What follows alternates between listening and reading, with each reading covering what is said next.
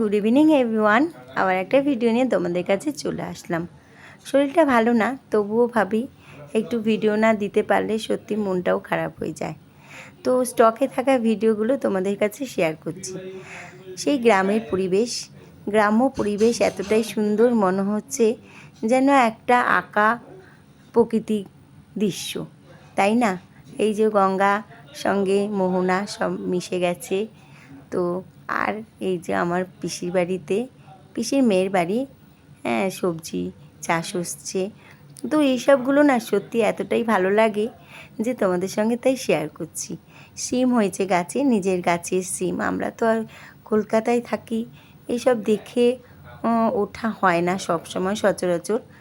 তাই জন্য যখন গেছিলাম এতটাই ভালো লেগেছিল, কথাও বলতে আমার কষ্ট হচ্ছে, কিন্তু কি করব, একটু তোমাদের সঙ্গে না বললে, না শেয়ার করলে ভালোই লাগে না।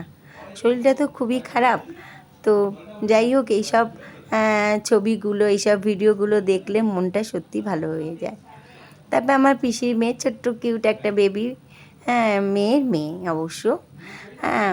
তো আমাকে বললো একটুখানি তুমি হেঁটে দেখাও মাসি। হ্যাঁ, আমিও একটু হেঁটে দেখালাম, রং ঢং করলাম। তারপরে আবার সেই সুন্দর গ্রাম্য পরিবেশে সুন্দর ফুল ফুটে থাকা দৃশ্য তোমাদের সঙ্গে শেয়ার করছি।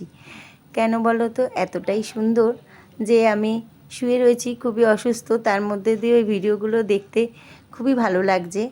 আর দেখলে মনটাও একটু ভালো লাগছে, কেন এইসব দৃশ্য ভোলা যায় না, তাই না?